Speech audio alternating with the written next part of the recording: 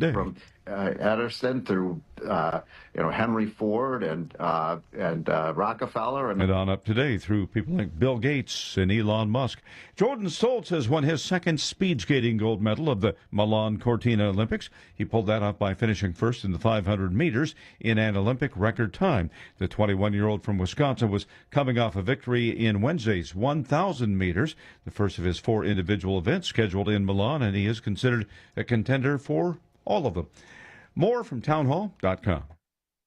Wesley Financial Group is not a law firm. Ask yourself this question. Is it really worth holding on to that timeshare that you know you need to get rid of? Here's the truth. The average maintenance fee just went up over 17%. That could have been 117%, and there's nothing you can do about it. When you buy a timeshare, you give them a blank check for annual maintenance and assessment fees. I'm Chuck McDowell, founder of Wesley Financial Group. For 15 years, I've helped over 50,000 families cancel their timeshare. Not sell it, not transfer it, cancel it. Did you buy a timeshare because they told you it was a great investment and your maintenance fees would never go up? That's a lie. Are you ready to get rid of your timeshare once and for all? Simply call us and I'll send you our timeshare exit kit that explains all your options for cancellation. Call Wesley now for your timeshare exit kit. 800-366-6161. That's 800-366-6161. 800-366-6161.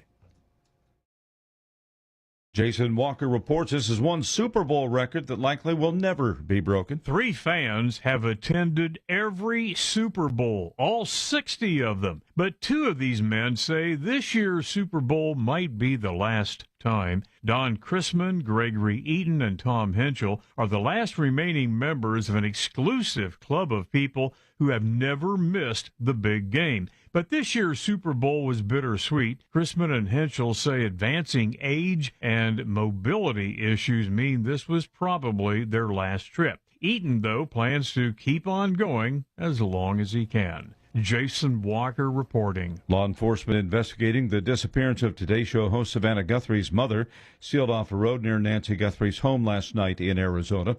The 84-year-old Guthrie has been missing since February 1st. You'll find breaking news and analysis at townhall.com. Data centers are attracting a lot of attention across the country. Politicians from President Trump to local lawmakers agree that tech companies should cover the power costs of artificial intelligence data centers, but they still fight over what fair share means. The debate ties directly to cost of living pressure ahead of the midterm elections. Data centers keep spreading fast, and some use as much electricity as a small city. Utilities often spread new power plant and grid costs across all customers. States have started writing rules that require long-term contracts and big upfront payments. Consumer advocates warn the short-term squeeze still pushes up bills. Keith Peters, Washington. A partial government shutdown is now in effect after funding for the Department of Homeland Security expired at midnight last night. The funding standoff stems from a big disagreement between the White House and congressional Democrats. Breaking news at townhall.com. Join your co-hosts Mike Tooman and Paul Burvitt on our weekly radio hour, Chief Guard of the Republic, where we talk about all things national security, defense, personal security, safety, and dealing with law enforcement situations. Call in 847-931-1410. Ask us questions. We will get you answers. Every week, Saturday, noon to 1 on 1410 AM WRMN Elgin. Streaming on WRMN1410.com. Chat with us on WRMN's YouTube live channel. Chicago defense attorney Mark Schieblo has co-authored the book titled DUI Jury Trial, which is a true story of a DUI case that he defended. The accused was an Illinois truck driver arrested for driving under the influence of alcohol. This book contains facts about the case from the date of the arrest up to the jury's verdict, and this nonfiction novel also includes the transcripts from the jury trial itself. The book DUI Jury Trial is now available on Amazon.com and BarnesandNoble.com.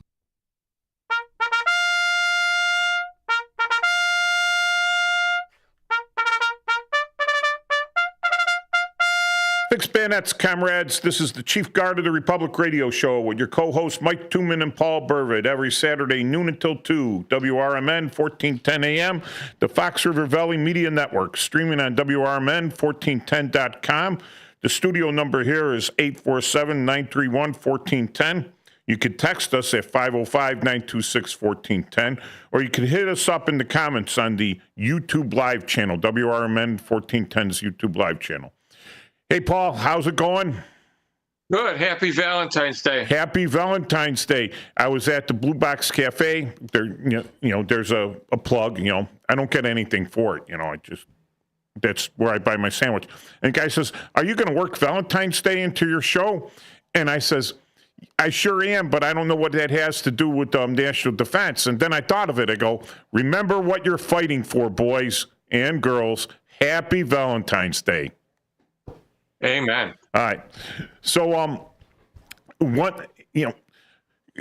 this show gets my blood up. It gets me angry at times, and then I gotta calm down on the way home and everything, so I'm not ramming into people and go driving off the road because I'm so upset or whatever. And what gets me is the absolute laziness, complete laziness of our elected officials. Like, I thought, when I was in the Army, I says, is this guy going to do something or whatever? I says, always bet on lazy. Always bet on them doing the easiest thing possible or the least amount of work possible. Always bet on lazy. But you can do that with our government now. And I know I wanted to talk about the SAVE Act today because it passed the House, pretty much a majority, passed the House.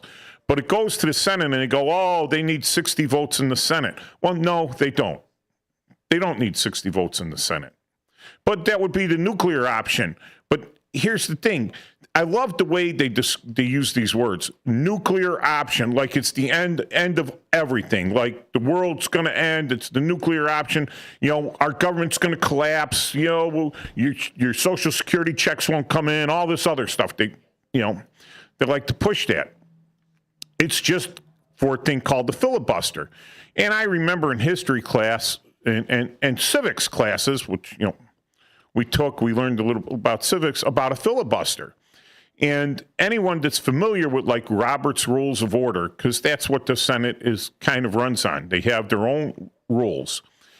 And what they have is debate. So having been the commander of my Legion post and the Grand Knight for my Knights of Columbus, you learn a little bit things about running a meeting. And when someone makes a motion and that motion is seconded, right?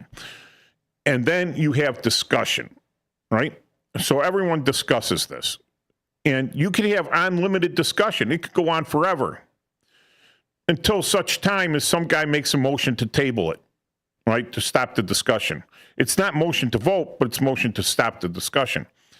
Well, the filibuster is where the minority party, knowing that they're going to lose a simple majority vote, decides that they're going to continue on with debate, which means they're just going to talk for hours and hours and hours, as long as they can, while people in the background start drumming up votes for them, right? So, where they start talking to people to try to defeat this. And that's all well and good. Back in the day, people would stand up. They'd have people holding them up. They've had people like practically moving their mouth for them because they were so tired. They would be up there for hours and hours and hours. And no one else would, then you have the next person come up and they just going to do this for hours to lock up the process so you can't vote. All right? Now, they say, "Oh, you need the 60 votes because they'll filibuster." Well, they threatened to filibuster. That's it. It's just a threat. Who was the last one that did that? That was that Hakeem Jeffries, right? He went up there and he talked, right? But, well, at least the dude did it, right? I'd be like, yeah, you're threatening filibuster? Do it. Get up there. Get up there, talk. Go on, talk. Do it. Do it. Oh, TV will be on you and everything. Oh, you're filibustering. What are you going to say? Every word you say is going to be recorded. It's going to come back on you. No one's going to write you a 3-day speech or a 12-hour speech. So rather than just go, "Oh, we threatened it, we don't have to do it." That's lazy. That's lazy. They're like, "Oh, well, they won't force me to do that." Yeah, they will. Yeah, they will. But it seems like an old boys lazy club. Lazy club. No one's sitting there and saying, do it. Get up there, filibuster. We'll sit here. We won't close. It's a 3-day weekend. It's Valentine's Day.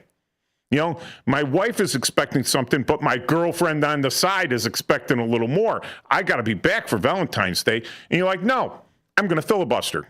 You're going to sit here. Everyone's going to sit here. Because as soon as you leave, we're going to have a floor vote. And maybe we'll get to, maybe we'll get the in-person vote and we'll be good. But they do that for each other, not for us, not for the American people. They're doing it for each other. They're like, oh, man, I want to be lazy. I want to be lazy, too. Okay, so I'm just going to say I'm filibustering. You're not going to make me do it. Nah, we won't make you do it because we don't really want to vote. Forget that. And here is what they call the whole nuclear option. And this is great. This is fantastic. So someone gets up and goes to the president of the Senate or the majority, whoever's president of the Senate is at the time, which the president pro tem of the Senate is vice president. And he goes, Mr. President, I make a motion that we declare this a non-debatable item, right? That this item coming up, we declare it non-debatable, which means that the filibuster doesn't apply because it only applies to debatable items. And the president goes, you are overruled, sir. This is a debatable item. And then he goes, I appeal to the floor. And then they have a simple majority vote that overturns the president of the Senate's ruling. And now it is a non-debatable item. So now you vote on it, and it's a 51%, right? And it could work either way. Something come up that's a non-debatable item, and you go, Mr. President, I make a motion that we make this a debatable item. And he goes, you're overruled, and then call for a vote from the floor. So even though the president is supposedly the president of the Senate, the president pro tem of the Senate, not the president himself, even though he's on your side, he rules against you, but he rules against you because he knows that a vote from the floor is going to overrule him. Right? So that is the big thing it'll destroy our democracy. No, it's still a simple majority vote. It's not like one person is carrying this on. It goes to majority vote instead of a supermajority vote. And that's what you do. And you don't have the problem with a filibuster. And this has been used before by Republicans and Democrats. Not just, this isn't a loophole that they suddenly found. It's been used by both sides to change an item.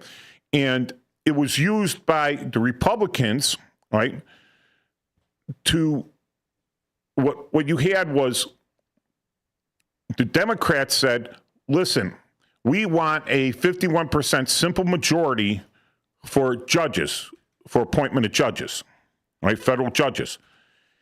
And they said, no, that's a debatable item. We could filibuster you. You need 60. You need the supermajority, right?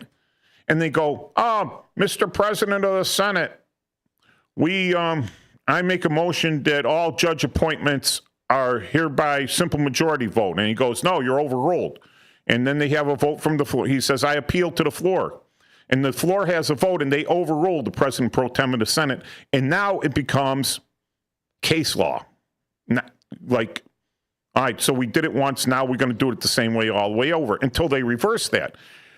But they had an exception to that for the Supreme Court.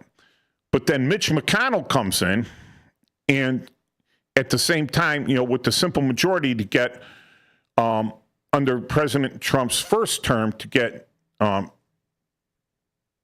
Justice Gorsuch in, right? He put that option saying that I moved that all appointments for the Supreme Court be moved to a simple majority, right? And then he was overruled, and then it came back, and it was like motion from the floor, and then he had the floor vote, and he won, right? So that's what gets me right now about them not voting on the SAVE Act. I think this is because they said, this is one that we could have debate on. It's been here's my thing, right? This stuff is debated in the press and in the public and in a court of public opinion ad nauseum before it even comes up. So, Paul, I've been talking now. I've been going on. You're the juris expert. Am I way off on this? No, I think you're right. It's it reminds me, again, nothing is really new. The 1939 movie, Mr. Smith Goes to Washington, about a guy that, they put him in the Senate and he realized something's wrong. And, it's loosely based on a thing that happened with the Teapot Dome scandal. And, but whatever, filibusters, whatever, could be used for good things or it could be used for bad things. Let's get down to real brass tacks, though. So what's the deal with the SAVE Act, okay? And what's it require you to be a citizen to vote? And how do you prove your citizenship? You have an ID, okay? Wow. Is that a bad thing? No, that's too difficult for me. I can't even imagine it. How would I ever get an ID? It's too expensive and it's too complicated and the forms are unbelievable. And oh my God, I'll never be able to do it. And they're just keeping me from voting. That's all. They're keeping me from voting because they're, wait a second. I had to get on an airplane, so I had to get a real ID. And why do we, it's the simplest thing in the world. But some people don't have access to their stuff. Well, no, that's not it. They know that people that shouldn't vote are going to vote, and they need every last single vote. That's why they do this. So here, and we mentioned this before, and I'll mention this again. Okay, when you're a prosecutor, you go out in the field like every 2 years, twice, and so in 30 years, I did it 60 times. Okay. And what you do is you go out on election day. Some of you go out a little bit before and where there's early voting, And I was with my partner and we got assigned the western suburbs, okay? And I actually think this might have been a local election though. And you have to hit so many places. And we try to hit, 40 or 50 places. And that's not hard to do. And then you go have lunch. Then you hit 10 before lunch. You hit go have breakfast. You go hit 10. You have lunch. You hit 10, and then you have dinner, and then you hit 10, and then you close the place out. So I'm with my partner, and she's Hispanic, and I'm of course I'm a white guy. We go into Cicero. And we hit the front door, and they say, "You'll be wanting to see Eric Estrada," okay? And I look at my partner, I go, "Holy cow! You think Ponch is here?" And it's a big, brand new school. So we walk about 300 yards, and we go, and somebody goes, "Oh, who are you guys?" I go, "We're from the States." It turns out, "Oh, you'll be wanting to see Eric Estrada," and I'm thinking, "Holy cow! This must be Ponch," all right? So we walk, and then we come to the door of the big gymnasium, which is another 100 yards or so. And the people at the front door, "Who are you?" "Yeah, we're from the State's Attorney's Office." "You'll be wanting to see Eric Estrada." Now I'm really psyched, okay? Yeah. So we go up to the table, and I go, "Everybody tells me I'll be wanting to see Eric Estrada." And Eric Estrada's the election judge, and it's not Ponch. So I'm totally disappointed. I know. And I go, what's the deal, Eric? And he's got like a crumbled up, ripped up set of papers in his hand. Now I've seen this once before in a scam where a woman tried to get a contract from a car dealer, and she had the same, rip pattern. I go, okay, I'm sensing something bad here. What is this? Well, I'm Eric Estrada, and I work at Zenith. And there's a guy, and I'm talking, this is like 20 years ago. He said, a guy has been stealing my identity. And of all things, he walked in here today and presented himself to me as me. And so I tried to grab him and I ripped his papers and he ran out. Now, is that a bad thing to require the phony Eric Estrada to produce ID? It's a common name. We know two people. We know at least two people, legitimate people that were named Eric Estrada at the time. Right. One from California, one from Illinois.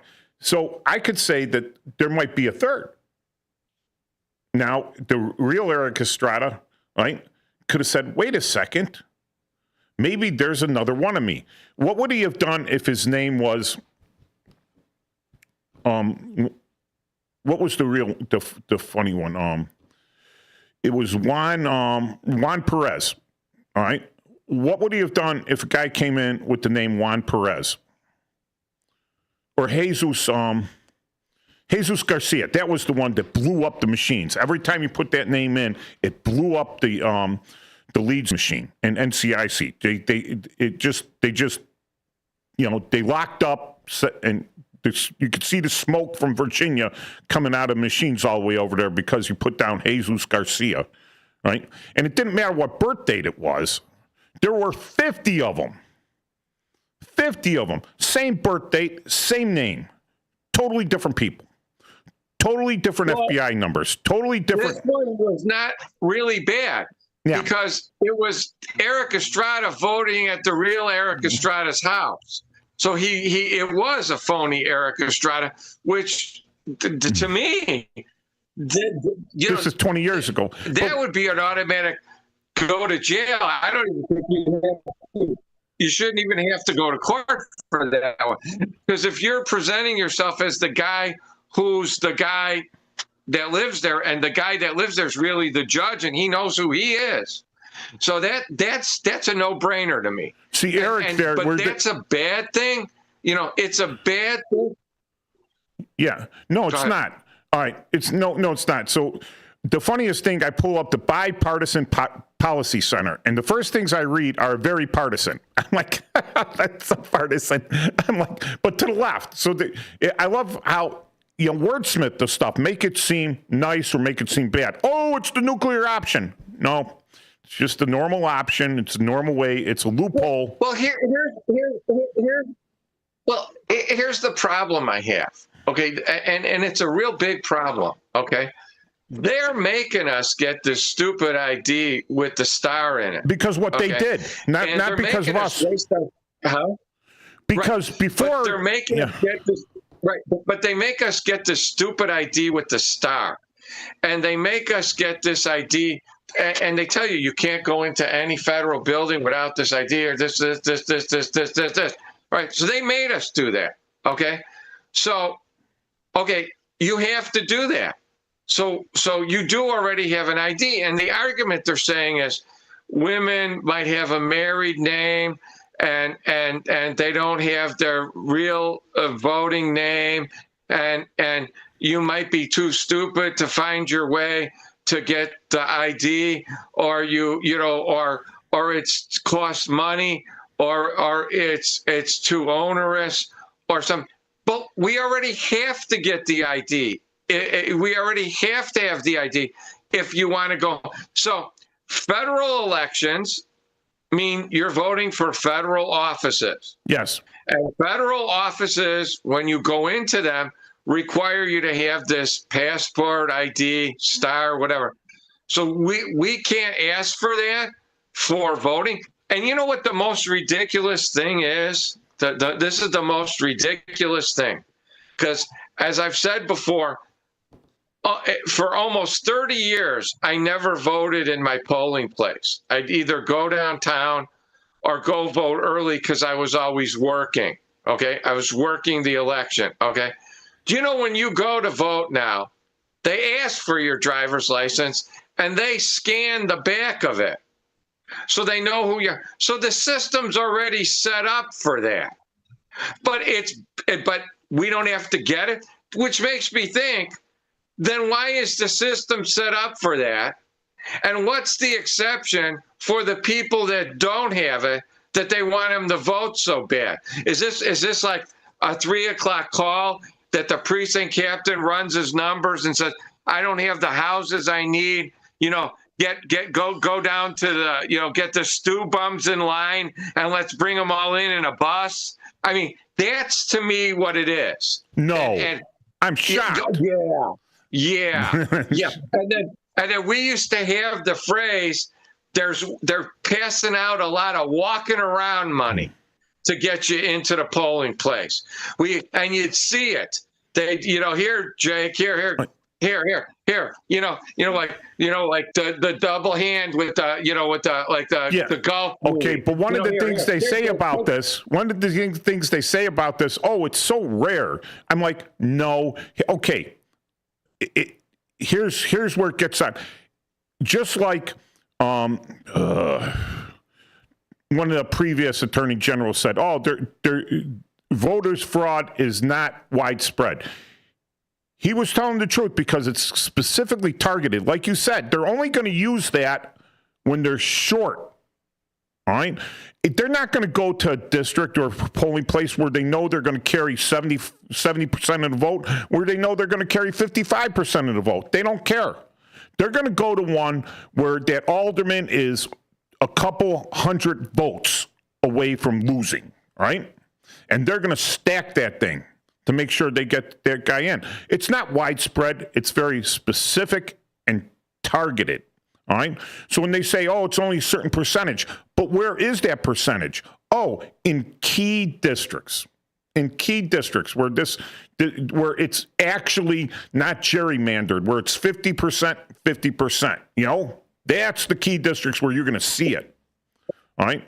So whereas it's not super widespread, it's still a problem because you put that one person in, you flip that one Senate seat, you flip that one congressman, and you could switch the balance of power in your party's favor. All right? So they're telling people in this bipartisan thing that it's so rare, it doesn't matter, right? It doesn't matter because it's so rare. That's a lie. That's a lie. I mean, okay, you get shot. There's like more spots on the body, on your skin and in your flesh, where if you get shot, you're going to recover, right? But there's a couple of spots where if you get shot, you're gone, all right? So do we say getting shot isn't dangerous because 99% of the places they hit you, you're going to survive? I had to interview a guy that got shot at County Hospital, and he showed me his bullet hole. It was in the thigh, and I said, "I'm sorry." He goes, "Oh, that's nothing. I've been shot there before. I've been shot here."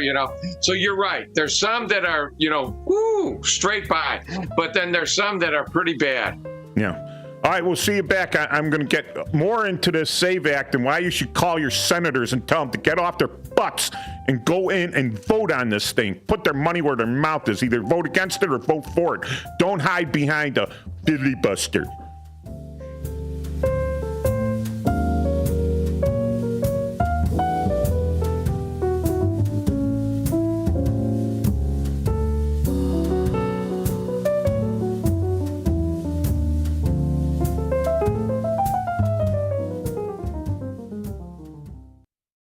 Want to read some action-packed, exciting pulp fiction? Read the works of Michael Tooman, now featuring the international crime thriller, I Married a Bot Madam. Available on Amazon in hardcover, paperback, and Kindle editions. The paperback is also available at other book retailers. Check out Michael Tooman's webpage at Scilink.net.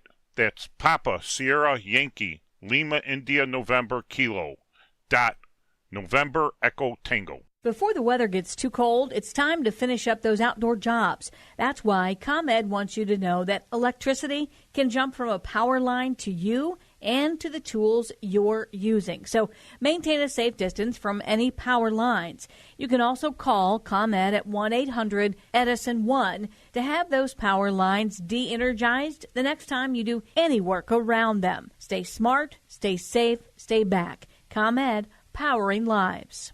There's a price war in the insurance business, and you may be paying too much. Call the Term Lifeline right now and see if you can save 40%. $500,000 plans and up, that's our specialty. Even great smokers' rates. Protect your family today. Call the Term Lifeline right now for a free quote.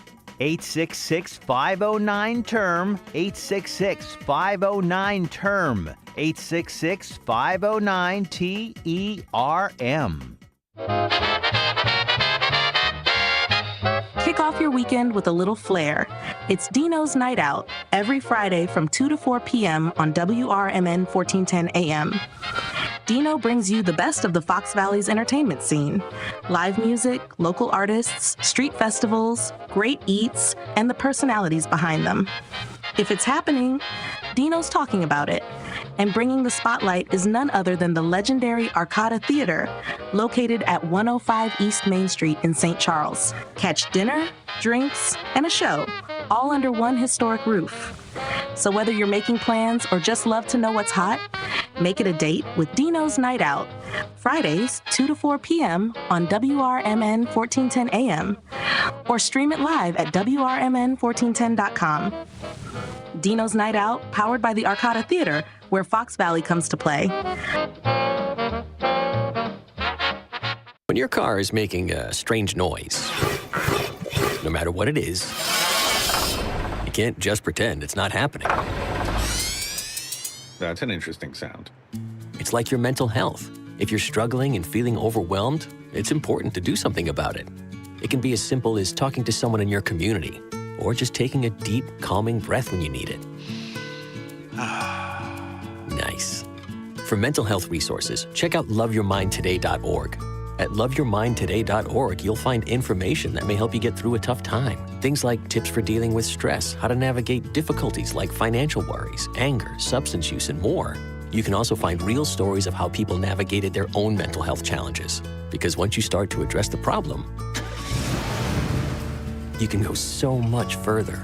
Visit loveyourmindtoday.org. That's loveyourmindtoday.org. Brought to you by the Huntsman Mental Health Institute and the Ad Council. Join your co-hosts Mike Tooman and Paul Burvitt on our weekly radio hour, Chief Guard of the Republic, where we talk about all things national security, defense, personal security, safety, and dealing with law enforcement situations. Call in 847-931-1410. Ask us questions. We will get you answers. Every week, Saturday, noon to 1 on 1410 AM WRMN Elgin. Streaming on WRMN1410.com. Chat with us on WRMN's YouTube live channel.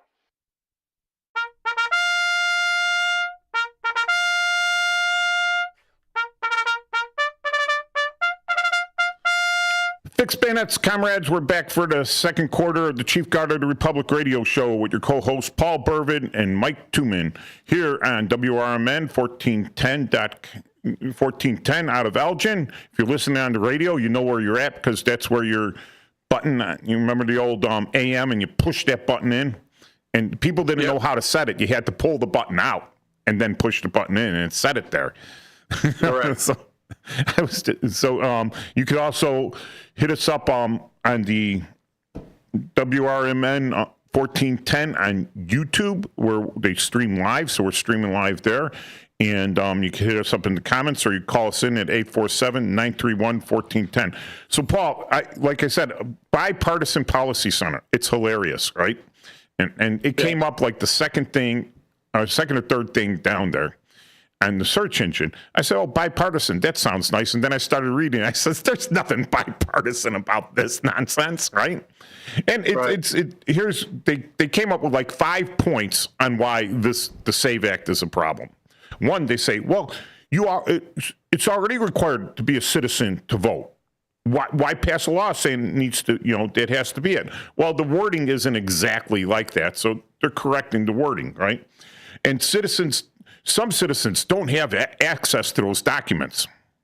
My question is, if that's true, well, we're going to pass this law, and we're going to say, why do the citizens not have access to those documents? All right? And that's up, again, that could be up to the states or the party and make it easier. There are better ways to provide proof of citizenship. I mean, other than a birth certificate in the United States, I don't see a better way to prove you're a citizen. I mean, you're born here, right? You got your birth certificate, and you're supposed to be a citizen. When you turn 18 to vote. Right? Although they're working on birthright citizenship. Or as Iggy on Miami Vice would say, your migration papers. Yeah.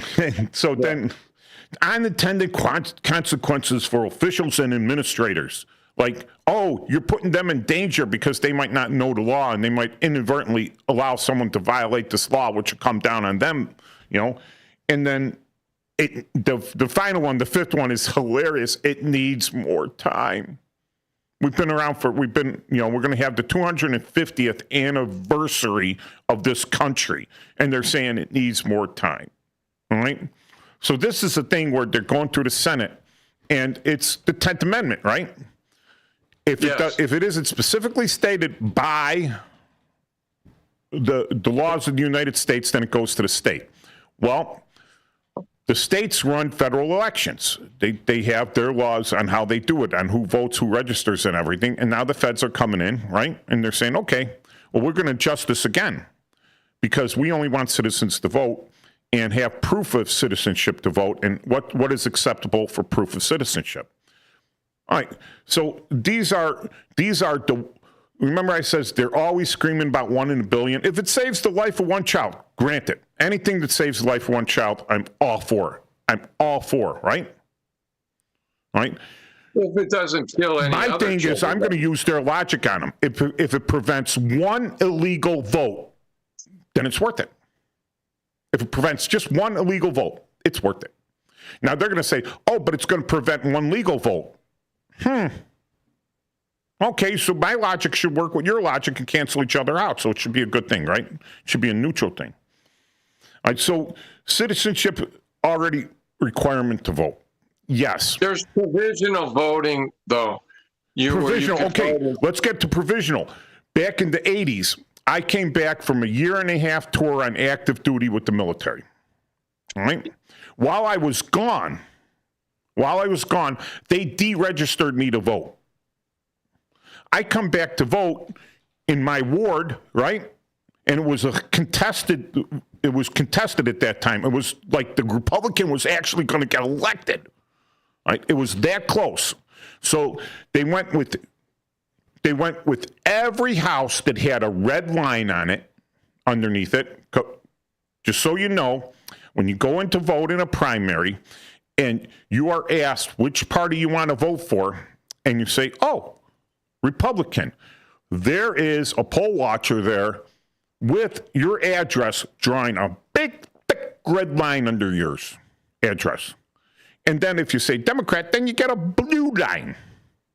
So they went in and they deregistered all the red people to vote, right? And so you had to go and re-register. Well, they got notices, but I was in the military. So I come back and I says, hey, I want to vote. And go, nope, I'm contesting your vote because you're not registered. I mean, what are you talking about? I'm registered to vote. I had an old registration card, right? And I show my driver's license and I show my military ID, right? Like I got my driver's license here, which in order to get that driver's license, I had to cough up a birth certificate. And they go, no, we'll give you a provisional vote. Do you think they ever counted that provisional vote? They're supposed to. Oh, do you think that if I had been overseas or in the military and I cast a military absentee ballot, do you think they would have counted that? They're supposed to. No, they don't. And they just go, oh, they say, well, we protest because there's not a proper chain of custody or whatever.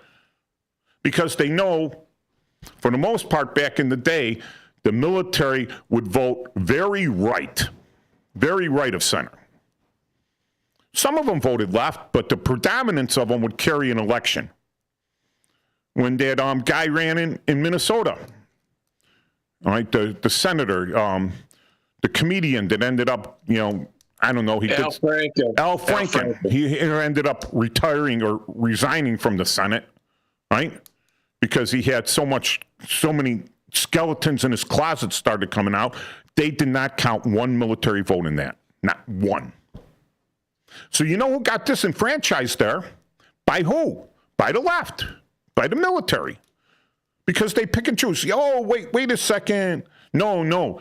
You knew for a fact that they were going to go over to the right, all right? So when they say it's so rare, all right, what they mean is it's specifically targeted. And okay, like Mark Twain said, there's lies, there's damn lies, and then there's statistics. Because you can manipulate that anyone where you want. One of the things I saw out there is if you are so massively incapable of getting an ID to prove your citizenship to vote, right? If you're that incapable, I don't think I want you voting. Right? They used to have they had a test, an IQ test, right? And if you weren't smart enough, they didn't let you vote. And that was considered unconstitutional. But you used to have to be a landowner. You used to have skin in the game to be able to vote. You couldn't just be some guy walking around selling apples out of a cart. You had to be a landowner. That was unconstitutional. So people confuse, right? They had a Supreme Court decision that said that you have to have you have to count everyone in the country, whether legal, illegal, visiting, vacationers, or whatever in the census. In the census, you had to count them all because they're going to represent the people. There's precedence for this, kind of reverse precedence, is that down in the South, which had a much lower population up north, they had a lower population of white people up north, right? They had less white people down south. They had a lot of unpaid servants, slaves. But what was it, like 3/5 of the slave population counted in the census for representation? Yeah. So these were kind of slaves. They weren't citizens. They weren't even kind of considered human, which is wrong, right?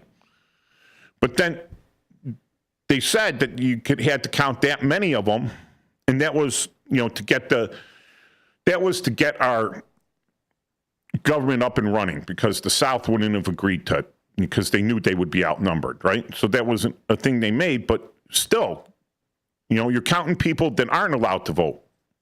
You're counting men and women, children, and people that aren't even won't never be allowed to vote at that time in the census. And that's how they distributed the representation. So here you got it here. They distribute the representation that way, but that doesn't mean that those people have a right to vote just because they're counted in the census, because the Supreme Court, based on previous decisions and previous, constitutional things, said, yeah, you have to count them because it's the amount of people. That never said citizen. So they would have to go in now. And again, do I say go out in the streets, and commit mass mayhem, or, become violent, or throw a hissy fit, in the middle of the Walgreens over this stuff? What I say is get with your representative. If you don't like the law, have him introduce a bill to change it. Call him. Call your friends to call their representatives. That's the way we do things. These people in the street and everything, they get out in the street and they scream there. It's like, no, dude, you're not serious. You're not serious. Let me see all the letters you wrote to your congressman. Right. I sent them a text, maybe. So we got a call. See who it is. Hey, how you doing? Who do we have? Hey, Larry. Larry. Hi, guys. I have a question. Speaking about the census, we all live in Illinois. How do you feel Illinois has been losing the largest census population goes down every 10 years, it seems, and we've lost congressional districts. We have gerrymandering. Used to be gerrymandering. Gerrymandering. I actually been to the guy's grave in Washington D.C. Who got gerrymander. He did that up in Pennsylvania. They named it after him. He was governor of Pennsylvania, I believe. Okay. Well, It's legal. Yeah, that's the way it is. But how about that? How do you feel living here in Illinois? We've lost more people than any other state, and yet our governor touts the miracle of Illinois like we're doing something great. I just want to hear both your opinions. Now, Paul, you're there too, right? Yeah, Paul's zoomed in. Paul, okay. Paul, quiet but deadly Paul, okay? My hero. Mm. Paul, you're a former state worker. How do you feel about all this? That Illinois, everyone I talk to wants to leave the state.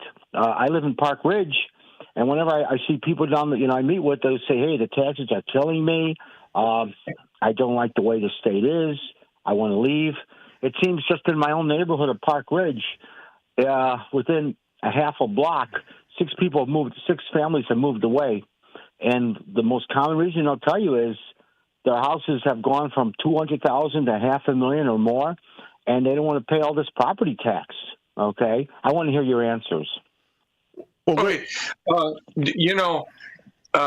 I have a lot of friends that are moving and have moved, and you're right. It's causing people to flee. But what's happening is they're still going to vote the way they're going to vote, the politicians, because they think they're doing it right.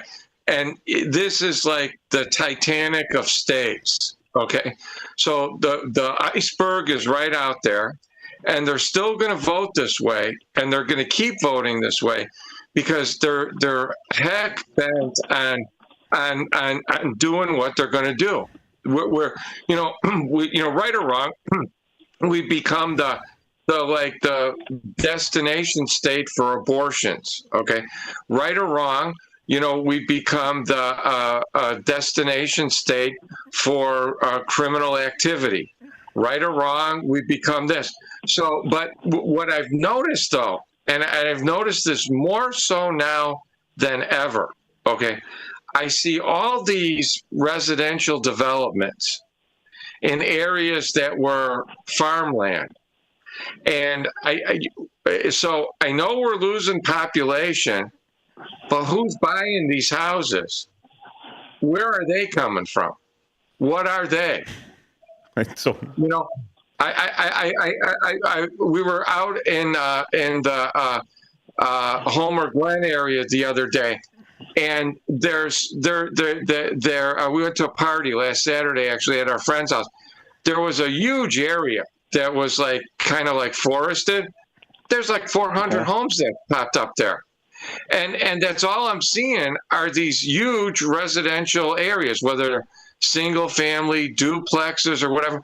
So, I hear the same stories you do. I know the same people that are moving, but who's moving in? Where are they coming from? And I've mentioned this before on the station. The problem is, even if we lose a lot more people, we're only going to lose like one seat. So there's still going to be, enough seats per year. All right. So Larry, all right. So this is my view on it. A little bit different than Paul's. When people don't think that their vote matters anymore, they're all right. When they think that they vote and it doesn't matter because they've just collected a vote from the local nursing home of people that are non-compos mentis, all right? And they put it in there and cancels my votes out, right?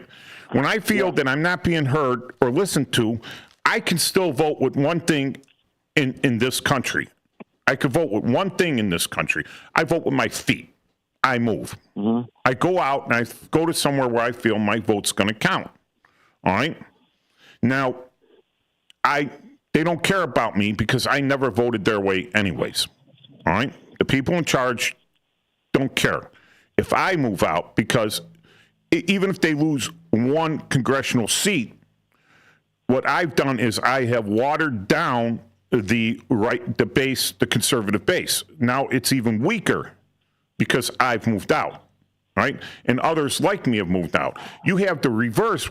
I agree with Paul. You have people moving out of California that voted all these liberal policies in with stars in their eyes and everything's going to be good, and there's going to be teddy bears all over the place and unicorns, and I'll have a unicorn will deliver my Starbucks in the morning, and then they realized that they were burning their city to the ground. that everything was filthy dirty, that their taxes have been tripled, so they move out to a state like Colorado or to Arizona, because the weather is, clement in Arizona, and then they vote the same way they voted before, and all of a sudden Arizona flips, or Colorado flips, because the people are bringing their policies with them, right? There's not enough people like me, moving out to somewhere else, but there's a movement of those demographics. As far as Illinois goes, they don't care. Now, they're pushing, when the census comes up in 2030, right? Which is 4 years away, all right, but it'll be a midterm year again. If they're able to pass a law that, that says by law we will only count U.S. citizens in the census. So you will only base the representation by U.S. citizens. All right. So that will have a huge effect, because now, they're not counting the illegals. They're not counting people that aren't citizens, people who are just visiting for whatever reason.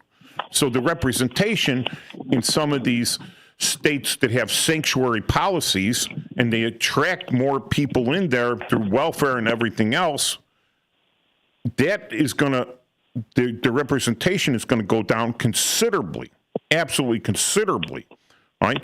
But they're hoping that doesn't happen. Right now, they just want to maintain their representation by the numbers, and people that are illegal are great for that. Now, not every illegal votes. Here's where it really gets, where people argue it, right?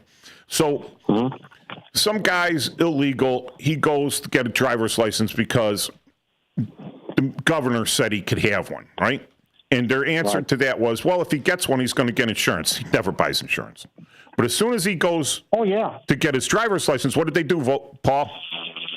They register him to vote. You're motor voter. Now you're on a list of voters, right? Yeah. But they know who these guys are, that aren't citizens. Like they said, the government should already have access to that. Those are the ones that they print up and say they mail out. They say they mail out those ballots. They say they mail them out. They know these guys aren't going to come in to vote, right?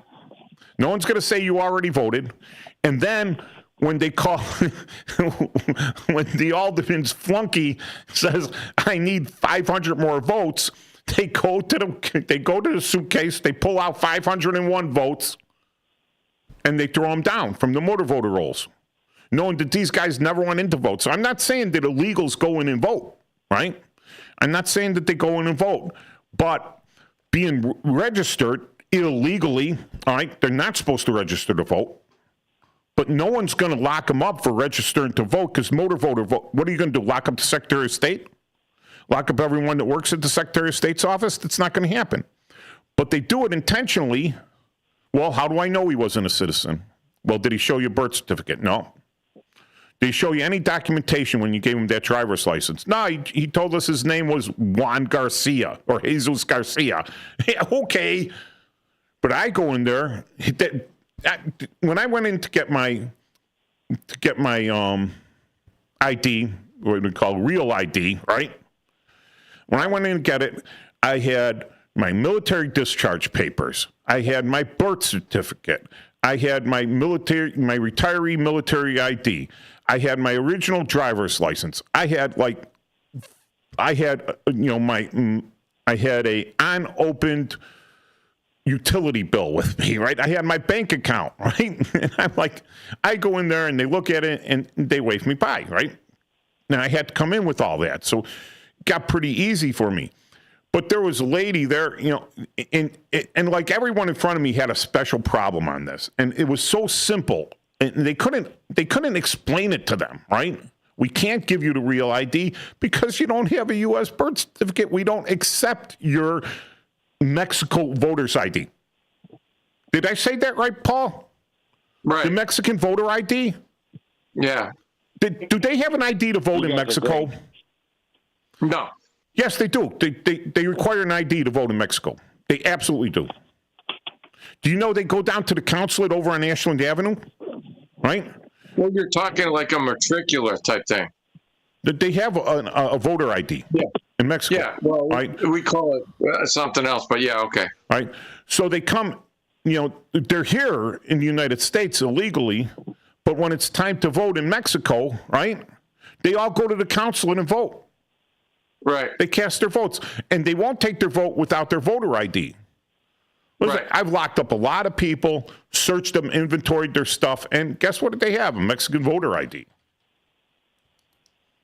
Guys, I'm gonna get off here. Right next to their state of Illinois driver's license. Yeah, Larry, the easiest thing you could do is get some people together like yourself, okay, and start getting like a petition together, and just have it real simple.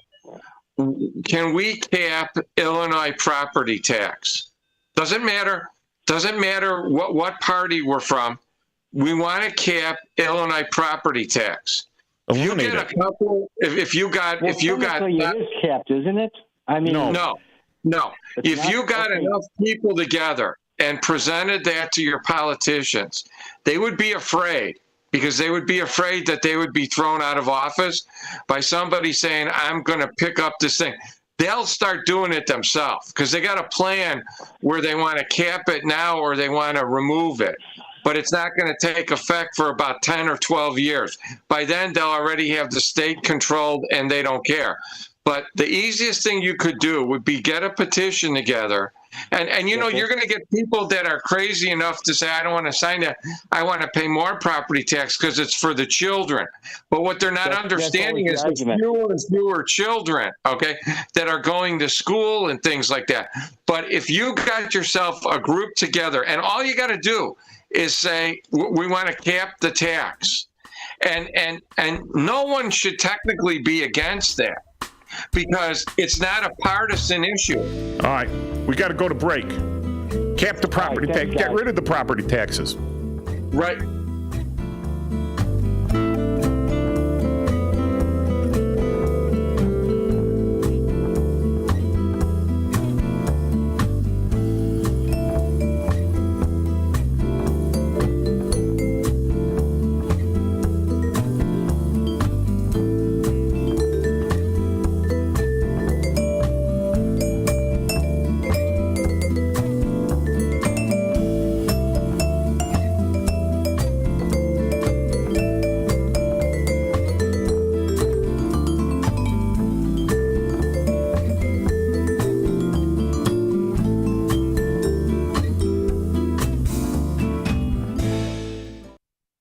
Want to read some action-packed, exciting pulp fiction? Read the works of Michael Tooman, now featuring their international crime thriller, I Married a Bot Madam. Available on Amazon in hardcover, paperback, and Kindle editions. The paperback is also available at other book retailers. Check out Michael Tooman's webpage at Scilink.net. That's Papa Sierra Yankee Lima India November Kilo November Echo Tango. Join your co-hosts Mike Tooman and Paul Burvitt on our weekly radio hour, Chief Guard of the Republic, where we talk about all things national security, defense, personal security, safety, and dealing with law enforcement situations. Call in 847-931-1410. Ask us questions. We will get you answers. Every week, Saturday, noon to 1 on 1410 AM WRMN Elgin. Streaming on WRMN1410.com. Chat with us on WRMN's YouTube live channel. Your hometown radio station since 1949. We are WRMN AM 1410 Elgin time, 1 o'clock.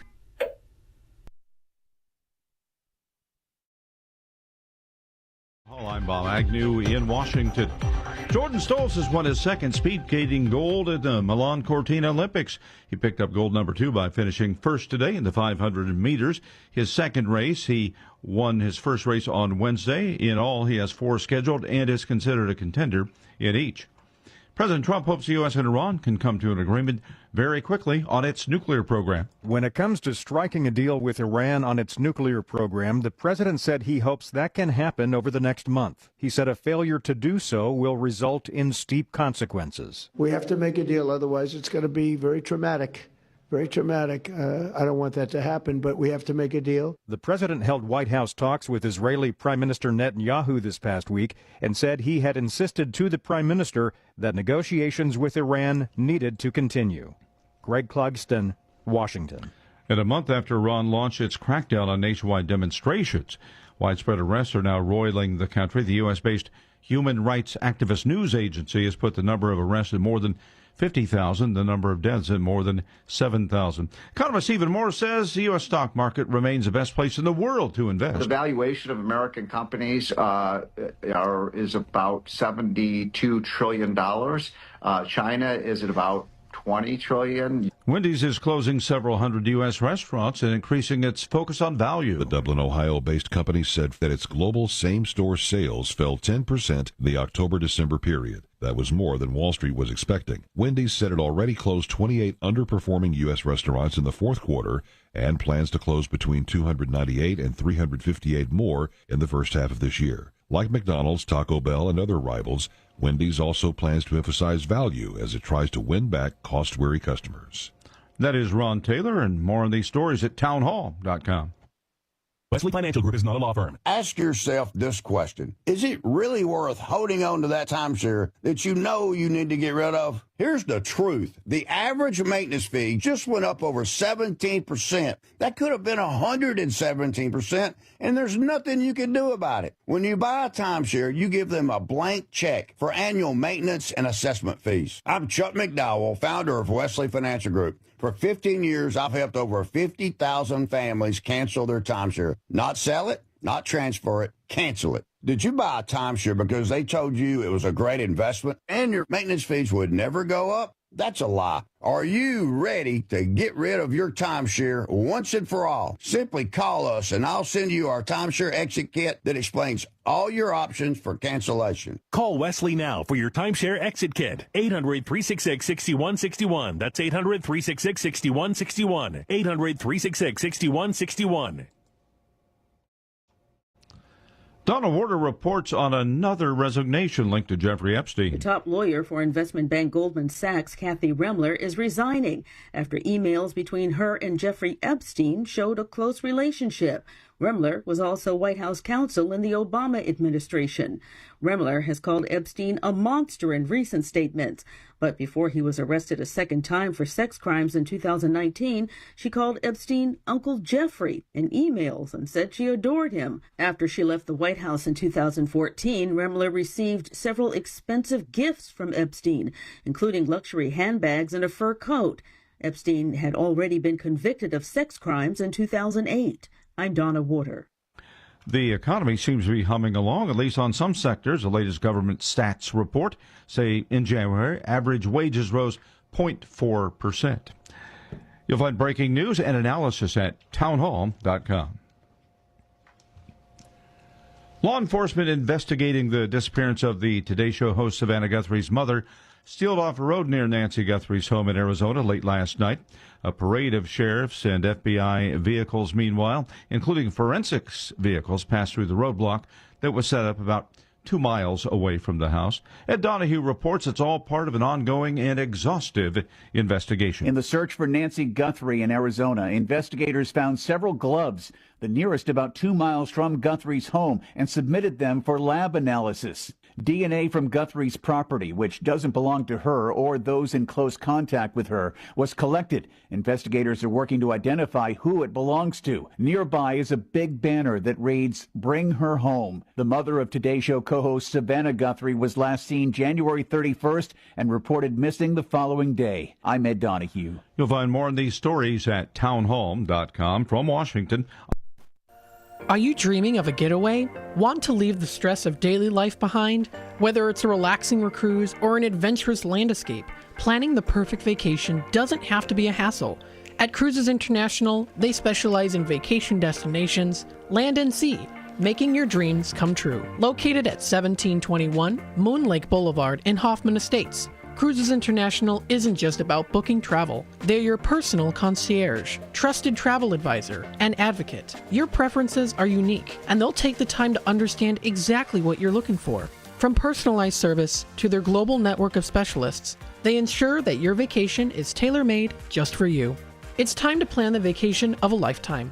Call 800-255-7447. That's 800-255-7447 today and speak to a cruise and vacation expert. Cruises International. It's time to set sail to your dream destination.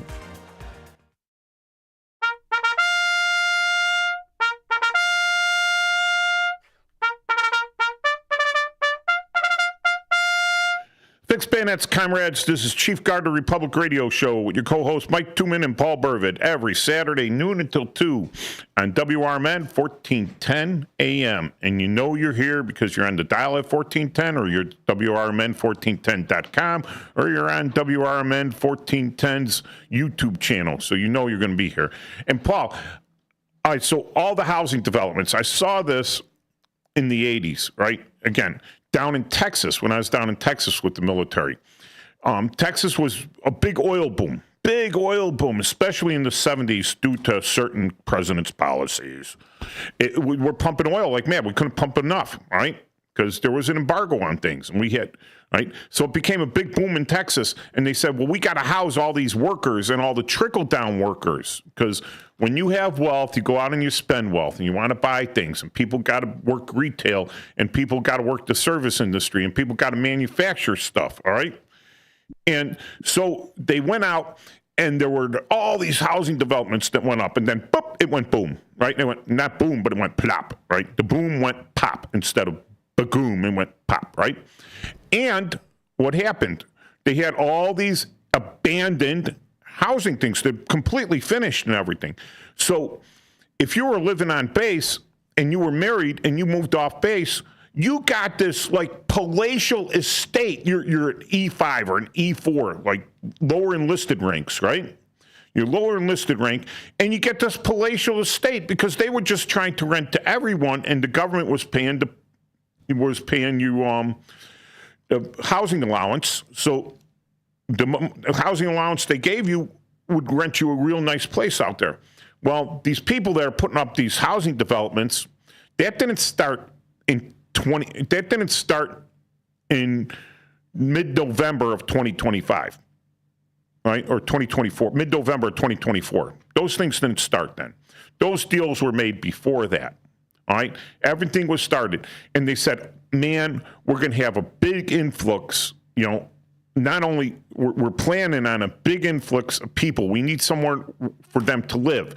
And most of them are going to be Section 8 or they're going to be government supported, right? So there's a guaranteed rent money there. But we need to put these up. Well, we got some land over here. Okay, so deals are made with the local politicians and everything. And you got to get money from the banks. But haven't seen people get burned on this stuff in the past, big, what I call them white people housing projects, right? They put through these big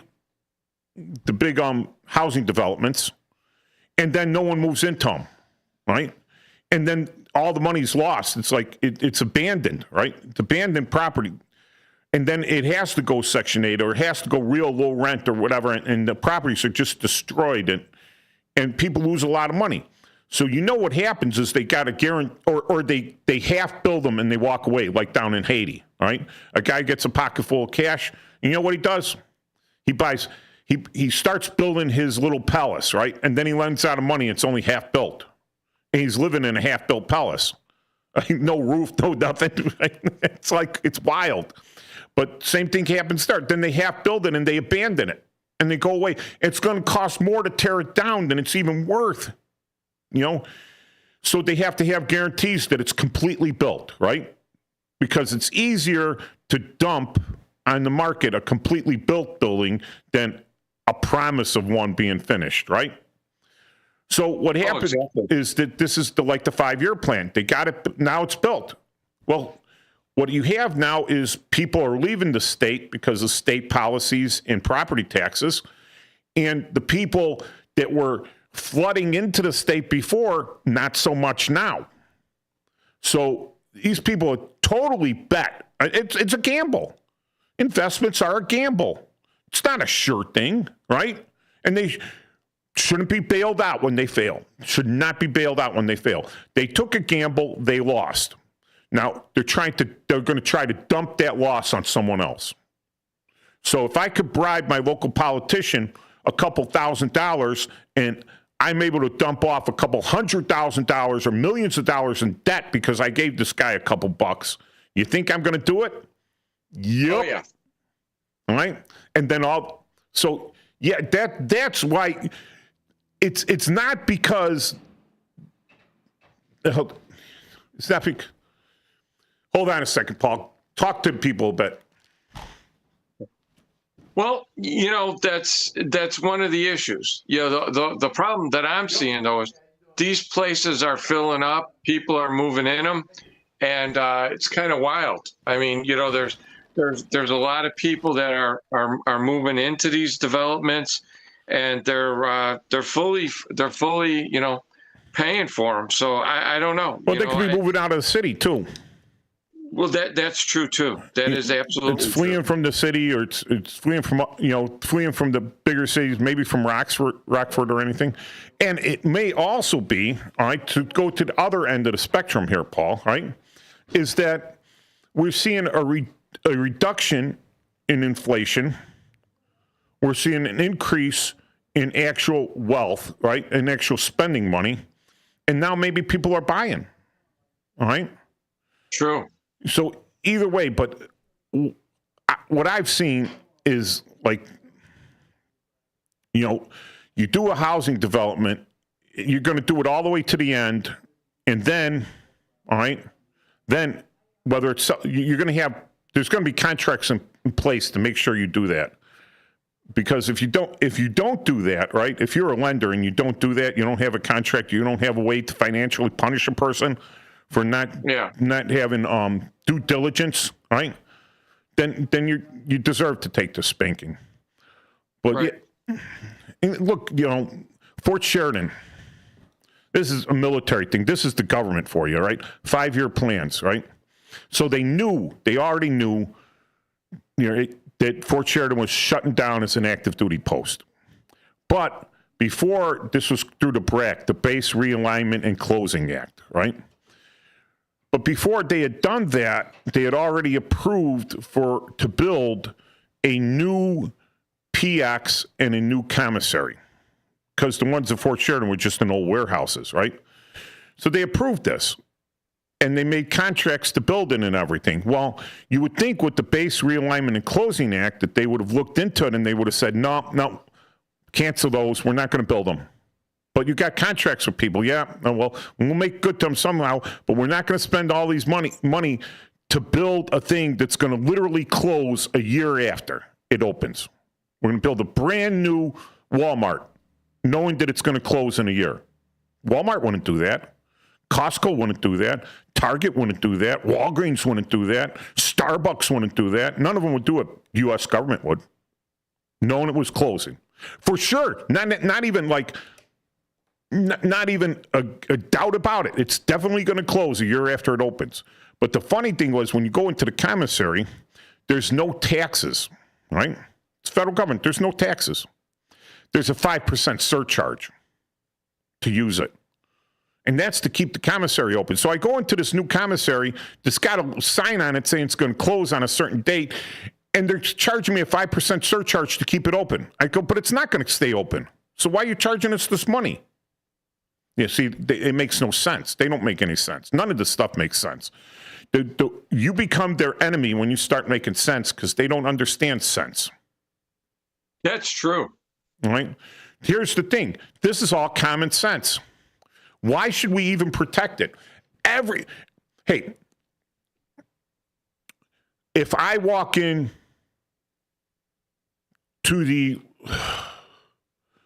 Democrat meeting, board right? office? Meeting, just meeting, Board meeting, yeah. Board meeting, and they start voting, and I sit down and I say nay, and my vote carries. They go, "Who are you?" I go, "What does it matter? I'm here." But that's different. No. The only thing we have, other than our rights, our free rights in the United States, if you're not a convicted felon, in some states it doesn't even matter. Maine and Vermont, I think, you could be convicted of heinous murders, right? and you could still vote, right? But the only thing I have is my vote. It's my vote. I haven't committed any crime. I don't have to have a penny to my name. I don't have to have a place to live. I got my vote. I got my one vote because I'm born here and I'm a citizen. And by letting someone who's not a citizen vote, you've taken away my franchise. You've stolen my vote from me. That person has stolen the only thing I had. The only thing. I could steal half of something from someone, they still have half of something. Stole the only thing I have from me. All right? And how did they do that? By illegally voting. Why did they do it? Because it was allowed. Why did they allow it? Well, there's the question. They either allowed it because they're lazy, or because they're stupid, or because they had a plan. I would say it's number 3, because they had a plan. So the people that are squealing about this go with what I call their nuclear option, right? Oh, but what if one person wasn't allowed to vote? One person that was allowed to vote didn't get to vote. Oh, my God. Oh, tears. The whole election would have changed on that person's vote. No. Hey, get off your butt and make sure you're allowed to vote. That's your franchise. The government. Hey, how about this one? Why don't we mandate that you vote? Why don't we mandate that every citizen in the United States has to vote? And if he doesn't vote, we throw you in the Who Scout for 30 days. What would they say then? I mean, you got to show up in person to vote. If you register to vote in the United States, right? If you register to vote, or someone registers to you to vote, that you have to show up and vote. You absolutely have to show up and vote. If you don't want to show up and vote, deregister yourself, and then have the government have to take your name off the list. What is it with this, Paul? Paul, tell me why. Tell me why they fight to keep dead people on a voter's registration. To keep people that have moved out of state and registered in another state. Why did they keep them on Illinois' voter registration? So they could have people vote in their place. Yeah. Is there any other reason for that? None whatsoever. Is there a reason why, other than that? That's the only reason they don't. When you say, like, the big joke I had, right, is you get sworn in by the judge. Do you swear to tell the truth, the whole truth, and nothing but the truth? And you go, what? And let them go free? Yeah. We swear. Well, when they say they don't want to do that, and they show that they don't want to do it, you only assume that they're using that vote for nefarious reasons. There's nefarious reasons behind it, because it makes no sense not to take them off. Right? It's like you send out Christmas cards, and you don't get one returned from someone, and you take them off the list, right? You don't keep sending them out stuff, right? And, right. I send out dues notices, and they come back, person don't live here, right? I'm not going to send that out again. Right? Waste of 75 cents. Why? The voter rolls should be absolutely clean. There should be a law for that. But there you get them going to courts and said, no, some judge says, no, you can't do that. Why? Ask the judge exactly why. Well, you might take off someone that's still around. Oh, the one person in a million. Well, they could re-register, couldn't they, Paul? Correct. If they were alive and compos mentis, right? Right. They weren't, got feeding tubes and air pumping into them and everything, right? Then they could go re-register to vote. So the only reason they're doing it is for nefarious reasons. That makes sense to me. And I don't see anyone I don't see San Francisco Dave calling in and saying, well, that's not true. All right? Go ahead. Give me one good reason other than, someone might have to re-register to vote. Because I re-registered to vote. They took me off the voter rolls. I was a living, talking U.S. veteran. And they took me off the voter rolls, and I had to go re-register. I didn't get an apology. And that was so the party in charge at the time, it's in Chicago, so take a guess, right? Could get their guy into the alderman's office or keep their guy into the alderman's office. Because the guy running against them was pretty close. Pretty close. Even with all the Molotovs they threw through his window, he was still pretty close. So it just makes me, it's so obvious, and the people that are, they're either, and I hate to think of them as delusional or stupid, right? Some of these people aren't stupid. I would say that they're inundated with information from our friends of the fourth arm of the Democratic Party. We used to call it the fourth estate, but now it's just the fourth arm of the Democratic Party. They're just told stuff over and over like this. The Bipartisan Policy Center. Oh, yeah, everyone knows it's a requirement to vote as a citizen, but when was the last time a non-citizen, other than the guy, what was the guy, was he in Minnesota? Yeah, he was in Minnesota. He was Iowa. He was the head of the Board of Education for somewhere. He was an illegal alien convicted felon that came in with some magic paperwork, right? He not only voted, they were paying him out of the government, and he got a government job. No one background checked him. Everyone that signed off on his hiring should be in prison, right next to him. You know what? For not doing their due diligence, because he put people at risk, put children at risk, and he stole the money, and no one's ever going to recover the money that he stole. Right, Paul? Right. See, exactly. I need to reread the rules on voting, right? Because the last time I read them, and I may have misinterpreted them, and they could have been changed, right? Is that it wasn't illegal to register to vote if you weren't legal to vote. It wasn't a crime for you to register to vote. It was only a crime when you did vote.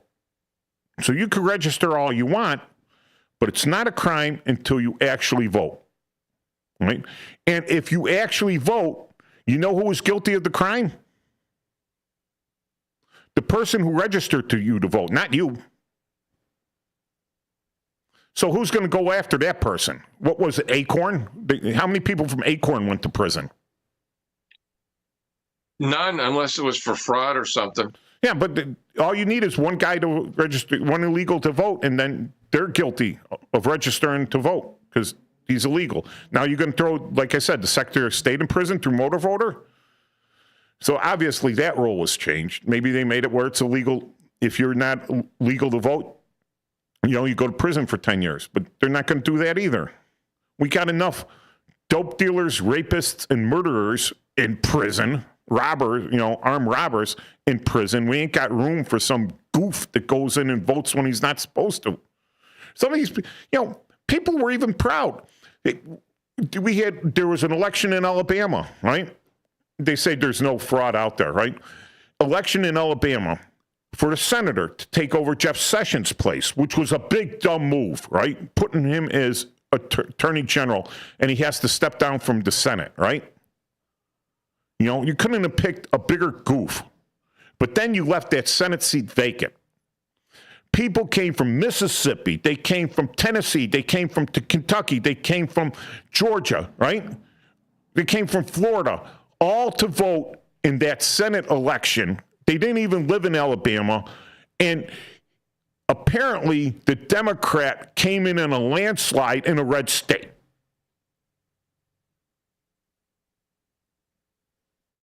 Why did he win? Oh, because people in Alabama were tired of. No, they weren't.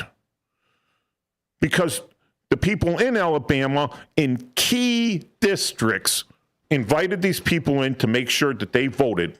They came in person, they gave them a fake name, or they just registered them to vote that day, and they voted. And they carried the thing because people didn't mind burning a tank of gas to do that. Anyone that says that we shouldn't take the most extreme actions to protect their personal franchise to vote is not a serious person. Don't deal with them. I want the government to DNA test me to make sure I'm who I am when I vote. And everyone, I want it so hard to vote, right?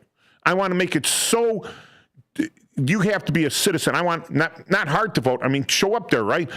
But I want it as strict as possible. If you're going to vote, you are a U.S. citizen beyond the shadow of a doubt. All right? That's all we want, voting in our election. People that have skin in our game. Hey, why do you think we didn't, the Japanese and the Germans did it wrong. The Germans did it really wrong. Obviously, we had a large German population here. They should have just drew more Germans over to the United States and voted whoever they wanted in office so we wouldn't go to war with them. We wouldn't go to war with them when Japan bombed us. They should say, hey, we're just going to put a lot of people there, Move a lot of people and move a lot of refugees in. They wouldn't have stood for that. Now you have an invasion. They don't even have to fight us. They walk in and they vote.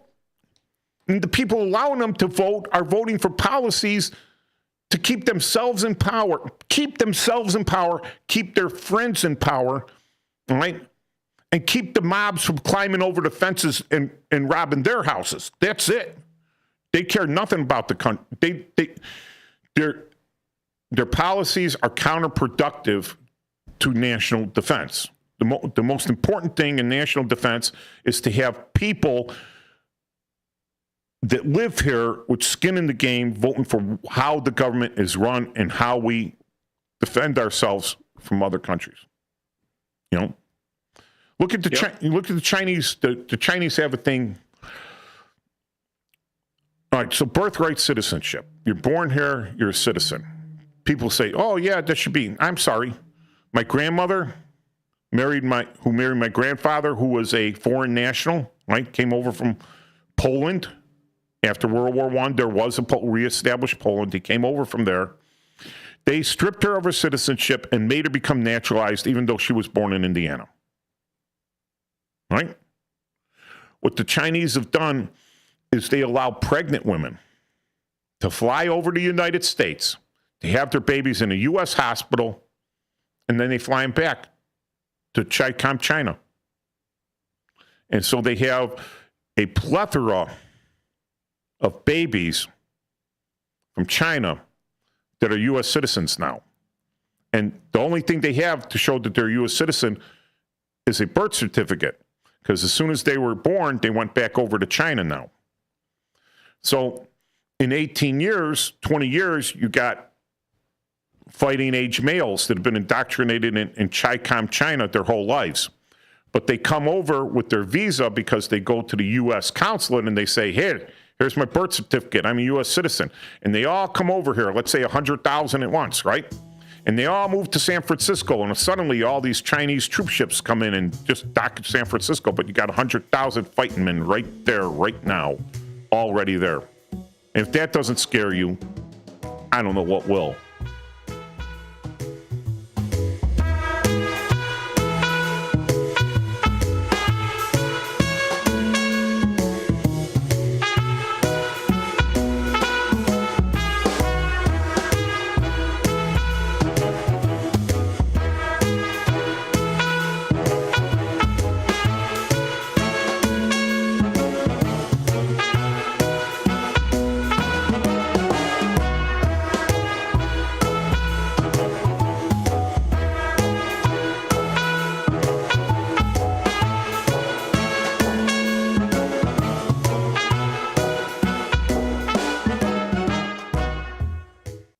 Now available on Amazon.com and BarnesandNoble.com is the book called DUI Jury Trial, which is the true story of a truck driver in Illinois who was charged with driving under the influence of alcohol. Not only was he facing a revocation of his driver's license, but also a lifetime disqualification of his CDL, which would prevent him from ever driving a semi-truck again. This book includes backstories of the truck driver, the lawyers that defended the case, and the DUI expert expert witness who analyzed the case and then testified at trial as to the proper protocol procedures of the field sobriety tests as well as the breathalyzer test. This nonfiction novel also includes the actual court transcript from the jury trial, a courtroom showdown in which the final verdict would determine the fate of the defendant's livelihood. The book DUI Jury Trial is now available on Amazon.com and BarnesandNoble.com.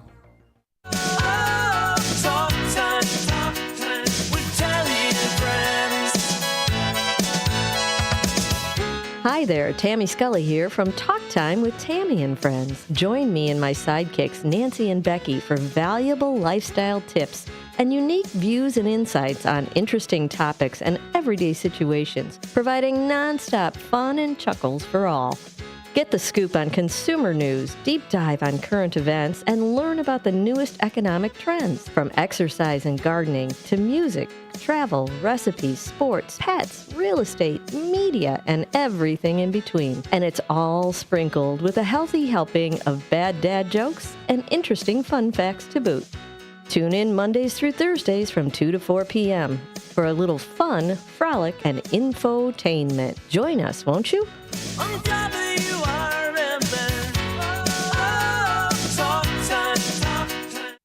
Your kids could get free or low-cost health coverage from Medicaid or CHIP. Even if you've applied before, they may be eligible now. Kids up to age 19 are covered for checkups, vaccines, dentist visits, hospital care, and more. And if they already have Medicaid or CHIP, remember to renew every year. Visit insurekidsnow.gov or call 877-KIDS-NOW. Paid for by the U.S. Department of Health and Human Services. I'm Danielle Penman, a registered nurse, conservative Republican, and longtime resident of St. Charles running for state senator. I'm focused on cutting taxes, supporting law enforcement, and holding Springfield accountable, because Illinois families deserve better. Paid for by Friends for Danielle Penman.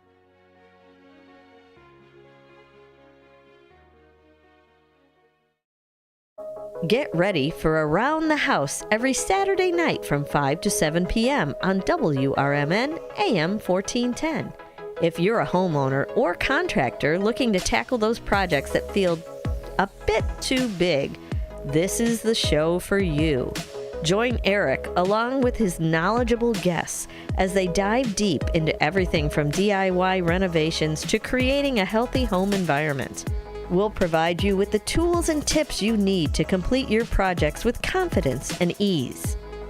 But it's not all work and no play. We believe in having fun.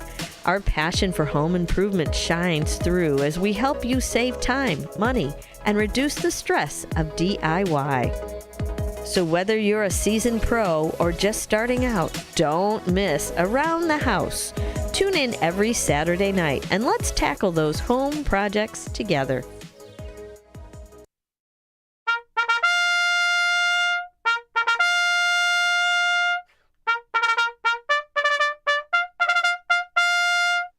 Fix Bennett's Comrades, the Chief Guard of the Republic radio show with your co-hosts Mike Tuman and Paul Burvid every Saturday noon until 2 on WRMN1410.com or WRMN 1410, just 1410 on the AM radio. We're out of Elgin. Go WRMN1410.com.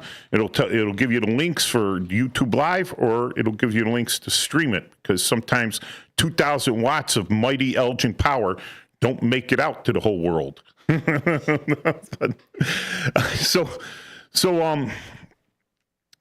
me give a shout out to my Dunkin' Donuts veterans buddies. I actually gave away my Dunkin' Donuts veterans card. We had little cards, not with your name on it or anything, but it told people where to go. So I saw this guy, he's a veteran, glad handed him and everything. I says, hey, you should go to Dunkin' Donuts veterans every Tuesday at 9 o'clock on 7039 West Dempster. There it is. My wonderful producer got it up.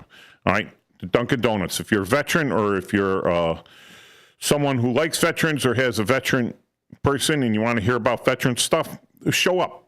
It's good. It's good informational stuff and glad people.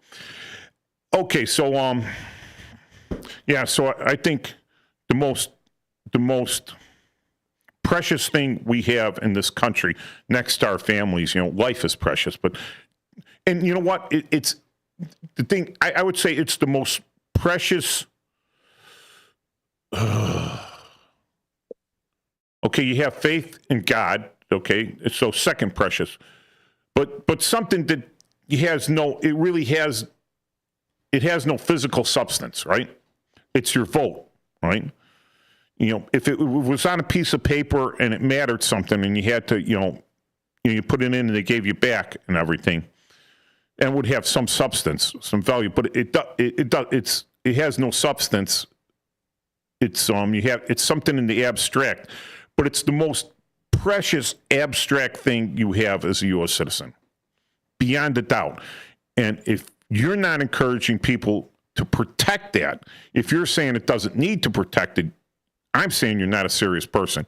We got a call on the line. Oh, maybe Dave from San Francisco heard me mention his name. I'll be nice to Dave. He listens to the show. I appreciate that. Whatever way you're on, whatever side you're on, left, right, in the middle, don't care. I'll be nice to you. Who do we have on the line? Apparently nobody. It's probably one of those nuisance calls. Is that spam likely, or is it fraud risk? I keep asking my girlfriend who these guys are, spam likely and fraud risk. I keep calling her phone. But if I hadn't said it before, happy Valentine's Day, I think I did. You did. All right, so, and like, why the vote is so important, That's what, the Founding Fathers, it was a different time, a different time. These guys were great men of their time. If you compare them, what they did to the social mores of today, yeah, they're not going to stand up. But if you went back with your social mores to their time, you'd probably be tarred and feathered and burned at the stake. It's like, all right, so, they wanted people to be educated. You know why they were great men? Why? No television. No television. Right. They had nothing but time to read and debate and discuss.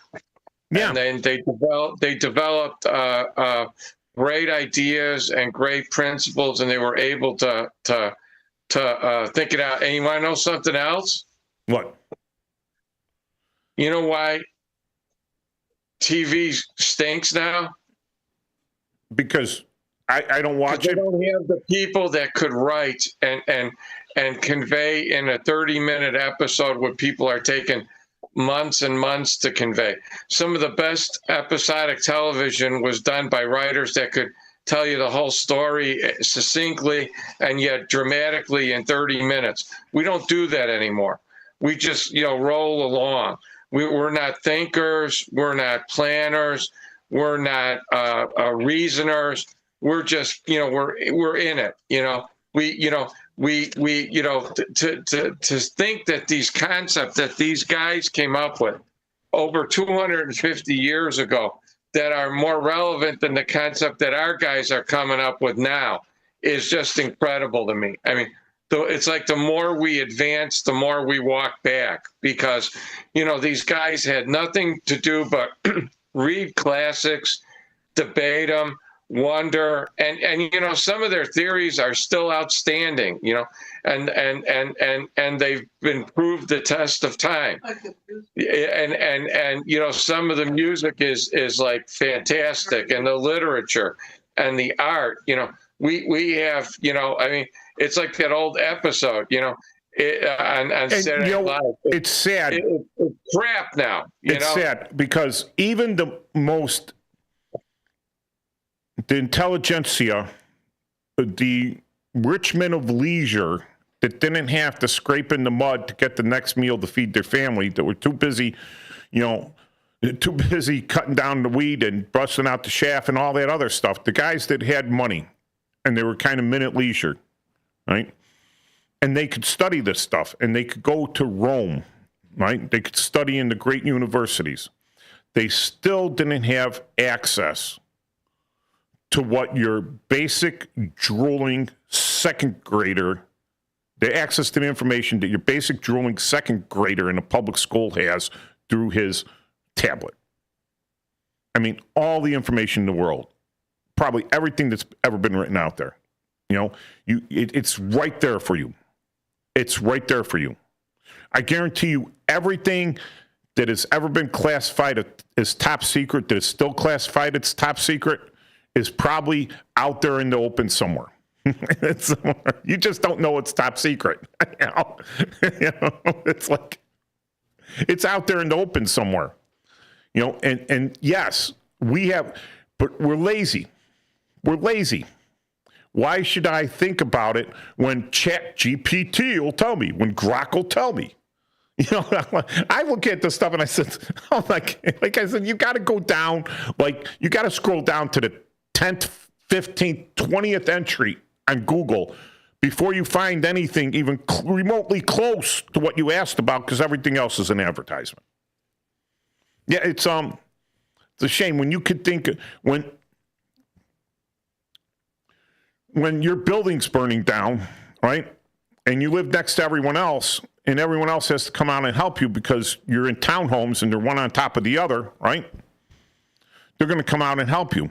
If you live far enough away where your building doesn't matter and your neighbors hate you, there's no fire department coming to save you.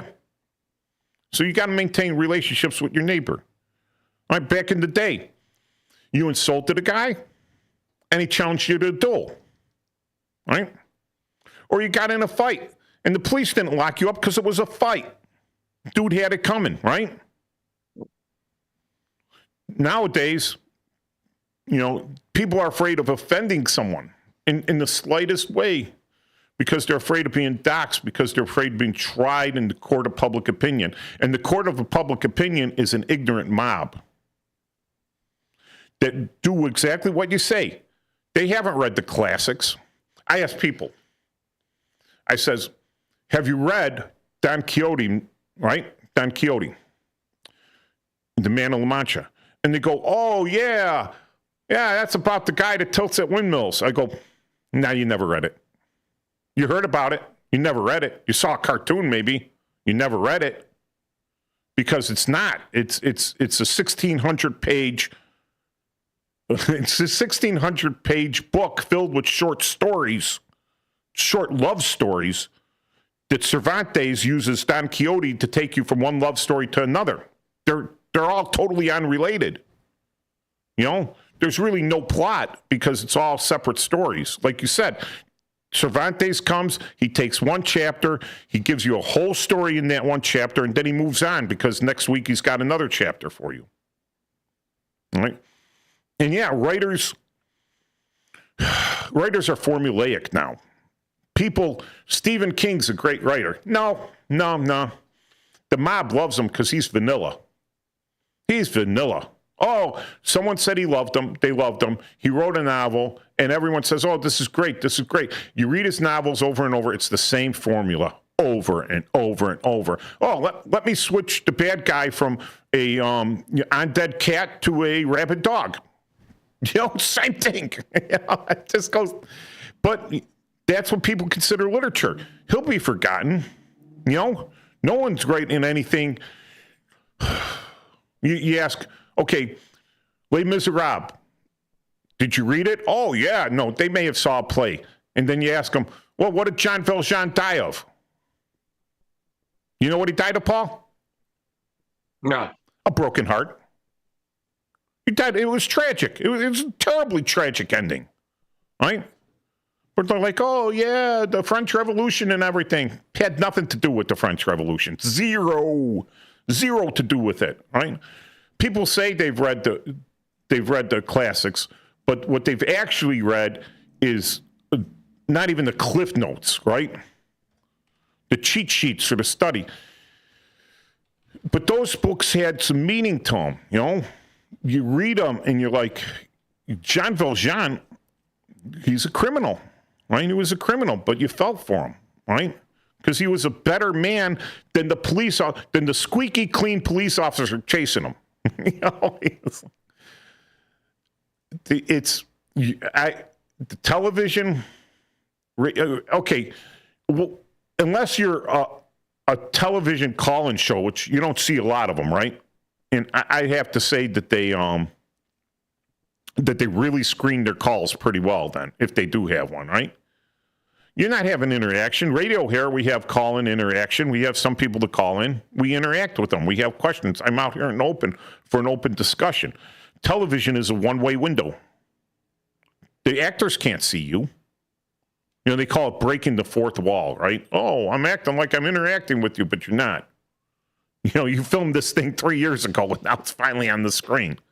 It's not going to change based on my opinion. It's not going to change based on the horror of my face, the horror of me watching this. You know, it's a one-way palette, and it's screaming whatever propaganda, whatever lean it's got on there. No, nothing out there. Paul, are we center? I am. I know you are. I think I lean right. I'll admit to it. I lean right. I try to be center. I try to listen to everyone's opinion. But I keep going over to being a little bit more conservative in my thoughts, although I have some liberal beliefs, right? Like, I'm against the death penalty. That's a liberal belief. But I'm also against the death penalty for children, for babies. And that seems to be a conservative belief that conflicts with the liberal belief. But the conservative belief of, you know, death penalty for certain crimes conflicts with my belief in the sanctity of life. Right?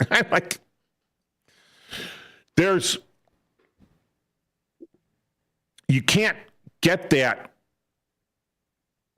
off a TV set. It's most of the time, I'm going to say, because birds of a feather. You know what I mean, Paul?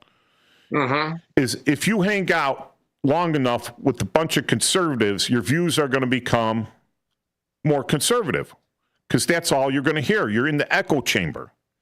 If you hang out with people that are very liberal, you're going to become more than liberal because that's what you're going to hear because it's all an echo chamber of liberalism. Here, again, I don't want that to be the echo chamber. Right? TV, I think, is a blatant echo chamber of liberalism. And why is it liberal? Because the people making these shows, the crew, you know, at one time, you know, who knows what Hollywood was, right? A lot of pro-American stuff getting made during the war. The war is everything. But a lot of the people there have a certain viewpoint. So if you want to go get a project done in that thing that's going to get full exposure, right? That's going to hit every movie theater out there, that's going to get your point of view across, they have to agree with it. They're not going to fund something they disagree with, even if it's going to make a lot of money. Even if it was going to make a lot of money, they're not going to fund it. Look at Mel Gibson, right? He made some very, what did The Passion of the Christ make, like $1 billion? $1 billion, and he funded that himself.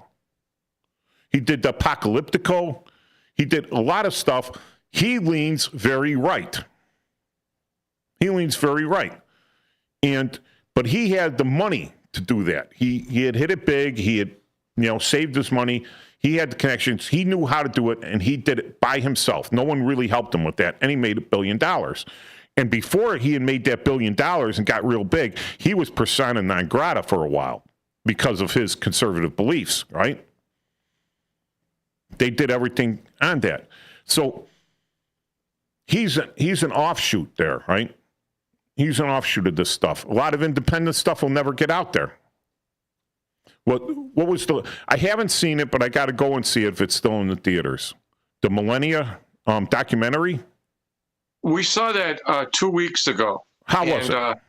It was great. You would think that it's a girl flick, but it really isn't. They talk about her, getting her everything ready. It's the 20 days before the inauguration, but they cover the fact that her mother died the year before, she goes to church to light a candle, and then that's at St. Patrick's Cathedral. And she's in there by herself with the Secret Service and the church people. Then they cover the funeral of President Carter. And then they cover her, design for the dresses. And, you think that's really kind of boring, but it actually isn't, because it gets into her background and what it is. And then they talk about her what she wants for her children, her son.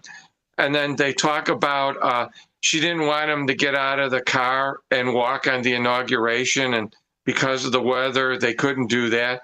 Then she talks about her favorite song, but then she talks about immigrants. The people that did her dresses were immigrants. They're well-to-do now, but they came over here as immigrants. And then she met with Siegel's wife, the hostage, and she told her that she would work with her husband. And the woman's husband was released like 12 days after he was inaugurated through his workings. Now, people make fun of the movie, and No, not people. The critics made fun of it. It got like a 98 score on Rotten Tomatoes. I actually saw reviews of people that went in there and made fun of the people. Now, I have to say, we went to about a 45% filled theater. It was a daytime. And a lot of the people were my age or older. But a lot of people clapped at the end of it. And, it was a well-done documentary, okay? And they showed you the security detail, and, he's in there very little himself. It's mostly about her. And then they take pictures of her at the end standing on a table. And, it's a great film. I mean, it's not, you can't get politics from it, really. It's just, but people are dissing her for that, and they're making fun of her. And I've seen the day we were at the theater, people, it was the first day, okay, and people were making fun, and they were talking stupid and stuff like that. But that's just the intolerance of the media. That's the intolerance of the talking heads. You don't have to like her to appreciate what goes into this. And they talked about, it was kind of interesting because the new president and the vice president and their wives saw off the old president, okay, with the helicopter. And they said, but we all have to be inside before the helicopter can leave.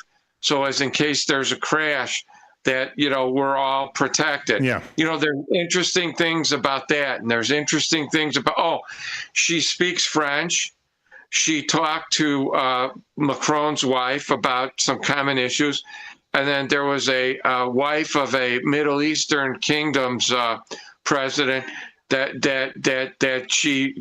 they have remarkably the same philosophy and group, and you would and I could see where people would disrespect it because they don't like the person, but you don't give it a chance. Okay, people aren't giving it a chance. So it was actually a really good film. I enjoyed it.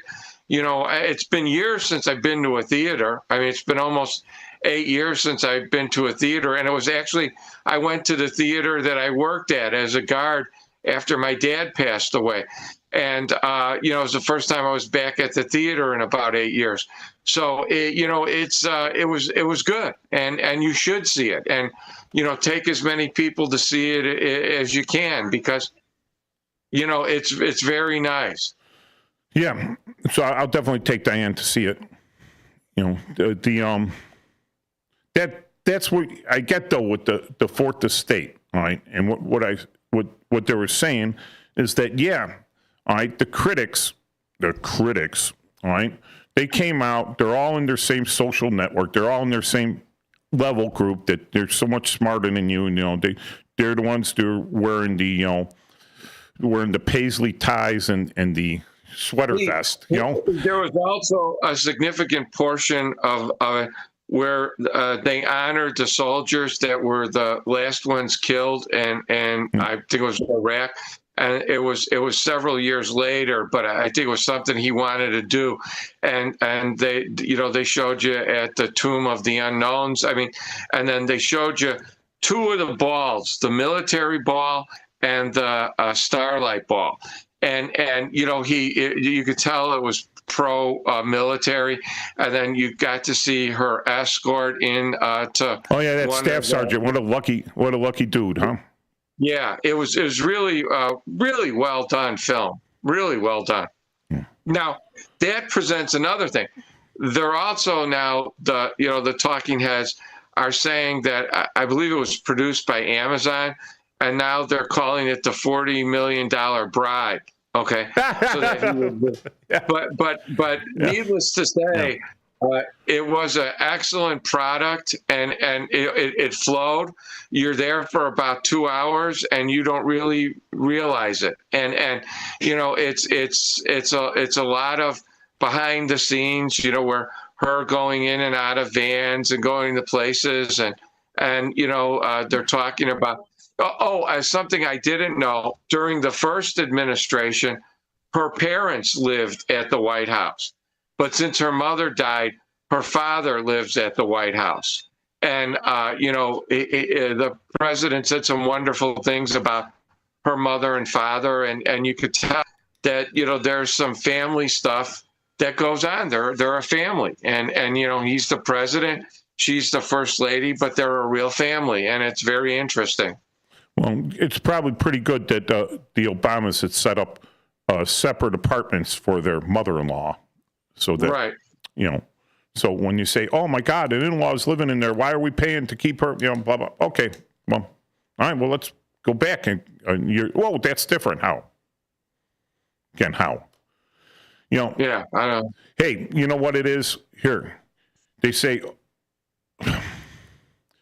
that person also becomes a target due to their relationship. And to have them close in there, you don't have to have all the extra Secret Service running around, right? Right. Because they're kept close. It's almost like being in prison.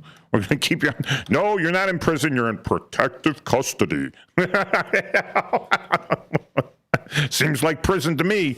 All right, so next week we'll come back. Happy Valentine's Day. Happy Valentine's Day, and hopefully these lame ass senators will get back to work and vote. There's a partial shutdown too, don't forget. I know. I didn't even get to talk about that because guess what? Those lame but senators didn't vote. Take care. Have a great week.